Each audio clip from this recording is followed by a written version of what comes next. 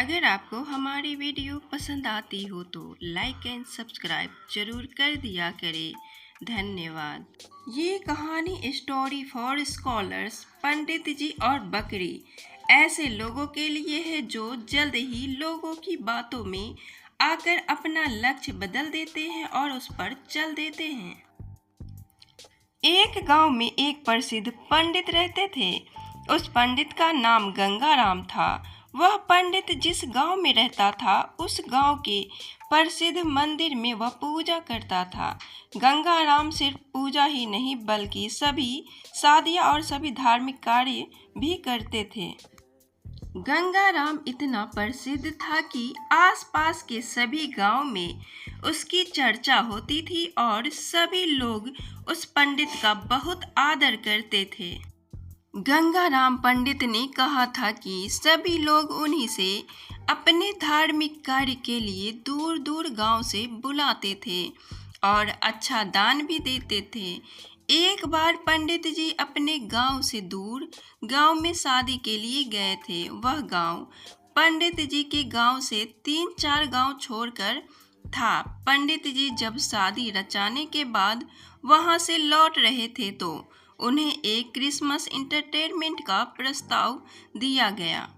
गंगाराम बकरी लेकर अपने रास्ते से धीरे धीरे अपने गांव लौटते हुए 4 गांव के बाद थे। जिस रास्ते से गंगाराम लौट रहे थे उस रास्ते पर 4 ठग रहते थे और वह अपने आने वाले लोगों को लूटा करते थे। जब उन 4 ठगों ने पंडित जी को देखा तो आज सुबह से कोई नहीं मिला और हमारी पीने की विचारधारा भी नहीं हुई। चलो आज हम इस पंडित को ही लूट लेते हैं और यहाँ तक कि ये बकरी चुरा लेते हैं। पुराने उनमें से एक ठग बोला है, अगर पंडित जी को हमने मारा तो सारे गांव वाले हमें छोड़ेंगे नहीं और हमें बहुत पाप देंगे।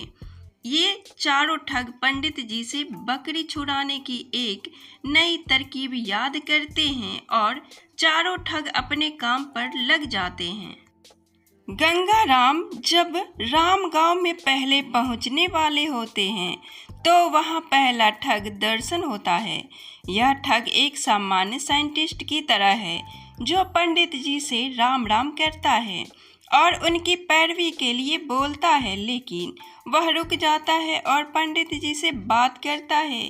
पंडित जी, आप तो बहुत मशहूर पंडित हैं और लोग आपकी बहुत इज्जत करते हैं, लेकिन ये आप इस गांव के साथ क्या कर रहे हैं?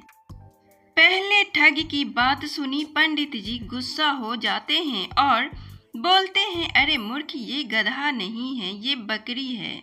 बकरी, लेकिन उसने पंडित जी से कहा था कि ये बकरी गधा नहीं है, तो आपने किसी ने बेवकूफ़ बनाया है। पंडित जी फिर गुस्सा से बोलते हैं कि तू ही मूर्ख है, यह गधा नहीं बकरी है, और इतना बोलकर पंडित जी आगे निकल जाते हैं।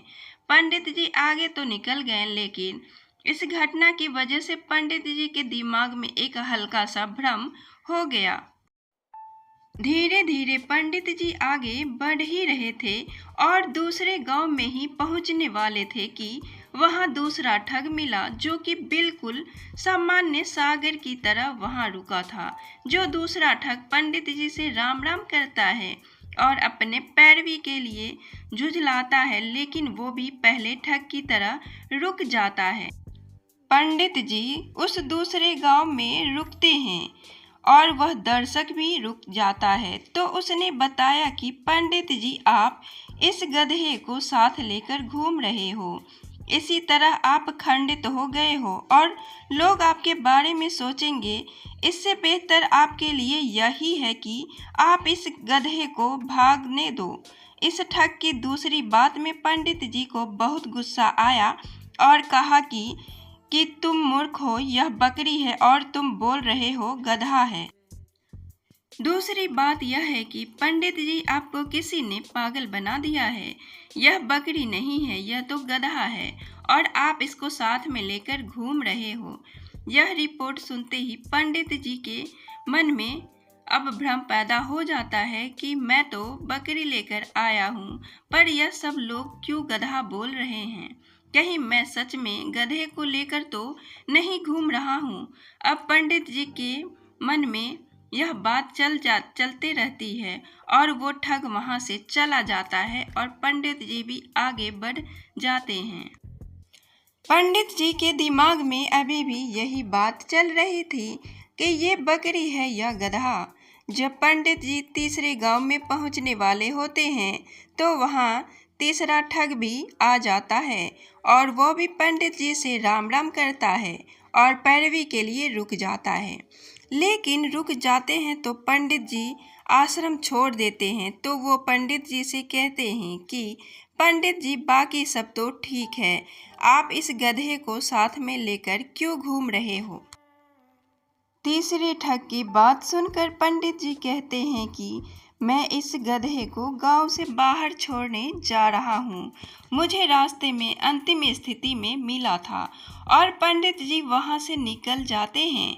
ये तीन ठग की बात सुनने में आई कि पंडित जी उनके बात पे चले जाते हैं और वो लोग सही बोल रहे हैं या गलत, या मैं ही गलत हूँ, उनके दिमाग में चलती रहती है।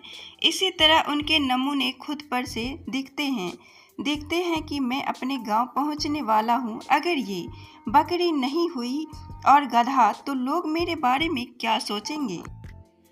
इन्हीं सब विचारों के लिए पंडित जी चौथे पड़ाव पर पहुंच जाते हैं। लेकिन पंडित जी इस चौथे पड़ाव से आते हैं और वो भी पंडित जी से राम राम करता है और पैरवी के लिए रुक जाता है। लेकिन वो भी जाते जाते पंडित जी के मन में भरम स्थापित कर जाता है। तो उन्होंने पंडित जी से कहता है कि पंडित जी, आप इस गधे को साथ में लेकर क्यों घूम रहे हो? पंडित जी उस चौथे ठग से कहते हैं कि मैं इस गधे को गांव के बाहर छोड़ने ही वाला था, तो उसने कहा था कि पंडित जी, यह गधा आपको शोभा नहीं देता है, आपके लोगों के बारे में सोचिए, आप मुझे इसे दे दीजिए, मैं इसे बाहर छोड़ आऊँगा। इसी के साथ पंडित जी अपने आप पर संयम खो देते हैं और उस बकरी को गधा समझकर उस ठग को दे देते हैं और अपनी बकरी को लौटा कर आ जाते हैं। उन चारों ठगों की ये तरकीब काम कर जाती है और वह पंडित जी से बकरी छुड़ा लेते हैं और उन्हें बेचकर पैसा कमा लेते हैं। हमें यही सीख मिलती है कि हमें अपने आप पे संयम रखना चाहिए। दूसरों की बातों में कही गई कोई भी बात में हमें नहीं पड़ना चाहिए।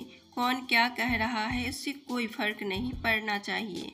और ऐसे लोग हमें बहुत मिलेंगे जो हमें भटकाने वाले होंगे। इस कहानी से हमें यही कहा गया है कि अगर पंडित जी अपने आप पे विश्वास रखते तो अपनी बकरी को किसी ठग या किसी को नहीं देते और अपने आप पे विश्वास रखकर आगे बढ़ते।